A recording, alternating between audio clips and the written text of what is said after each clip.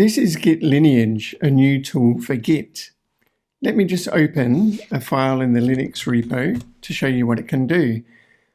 Now this looks like a typical Git blame view. We can see a gutter here with commits down the left-hand side. We can see the file contents here. And there's a timeline scrubber along the bottom of the screen that we'll get to later. Now we can scroll through the file quite quickly.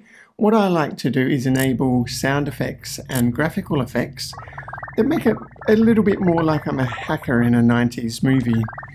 Now I'm interested in this line here, line 1154. How did that come to be? And one way of answering that is to use git blame, and I'll show you how I do that, or how I used to do that before Git Lineage. So let's go to a terminal, and I can say git blame, and the file was panic in the kernel, and I know that I was at line 1154, so there it is up there, and we can see that it's this commit here, but we don't know anything about it.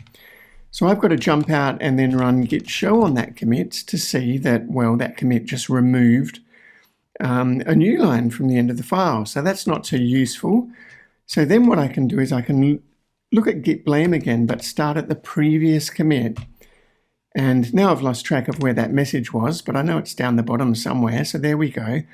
So there's the commit that introduced the line that had the new line on it. And now we can quit again and say git show again and see what that commit did. Well, that person only added a capital B to the message, so that's not really what I'm looking for. So I can go back to git blame and anchor it at the previous line again and have a look at what that commit message was. And figure that out and keep on going. And that's a little bit painstaking, but we can use Git Lineage to do the same thing. I can just run lineage here. It launches pretty quickly, and I know that we were on line 1154, so there we go. And what you'll notice is when I hover the mouse over the commits in the gutter, they light up, and that's because I can click on them, and you can see it's now underlined, and the playhead in the scrubber has jumped to that commit. And there we are. But what did the commit actually do? Well, if we open the commit drawer, we can see the commit message and the files that were changed in that commit. And there we see do not append new line. Now I can press the left arrow on my keyboard and go to the previous commit. And there's the new line that's appeared. And then I can click on where that commit was introduced, go to the previous commit, click on that. And it's jumped down to the bottom here because it's now one of the last lines in the file. But I can continue doing this, go to the previous commit, and there we go. That was the original commit that introduced the line. Now, while we're here, I might close the commit drawer and show you some of these features up here. So we have a recency view that colors lines depending on how recently changed they were. So these ones are bright green because they're in the current commit. But if I tap right a few times, you'll see that they fade away. Now, it will be helpful if I anchor onto a line so that the y coordinates of that line doesn't change.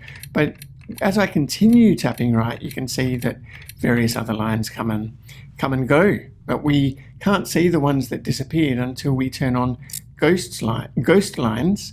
And now if I start tapping left, you will see that these deleted lines appear in faded out red. And if I go more and more into the past, suddenly we're at the commit that deleted those lines. So that's quite useful. But I'm quite interested here in the word oops. It's interesting, isn't it, seeing the word oops? So I'm just going to remove the recent lines and the deleted lines and search for the word oops. And you can see that there are 51 matches in the current file. And here they are all shown in the vertical scroll bar. If I just grab the playhead here, I can scrub along the timeline, scrubbing through 257 commits in this file, spanning 20 years, and just look at how quickly that updates. 120 frames per second, doing the search on the file contents at the same time. So that's quite useful. But what happens if I enable recency lines? Suddenly there are only 2 matches in the file. And that's because recency is filtering the search results. So I'm only seeing the lines that were changed in this file that match the search term, but also the commits on the timeline that match are highlighted. So I can jump to them and see lines that were changed that include the search term very quickly and very easily. Similarly, I can disable the recency and highlight ghosts and jump to lines that were deleted that match the search term. So that's quite powerful. If I disable ghosts and open up the commit drawer, suddenly I have matches on the timeline again, and that's because we are now showing commits where the commit message contains the search term, which is quite powerful as well. But the commit message contains more than just the word oops in the description. It also contains things like the author.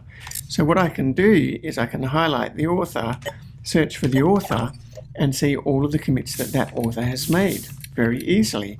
I could also copy the date here and see all of the commits that were made on a Tuesday, ranging from the first one in 2005 to the last one, which is in 2026. I haven't covered all of the features in this short video, but if you open up the help, you can then go to the online user manual that will give you a list of all the features and all the command line arguments and keyboard shortcuts. Git Lineage is available for download today for macOS, Windows and Linux, and it is free and fully featured forever. But it is shareware, so please consider buying a license if you find it useful and would like to support ongoing development. Please download Git Lineage today and give it a try. Thanks for watching.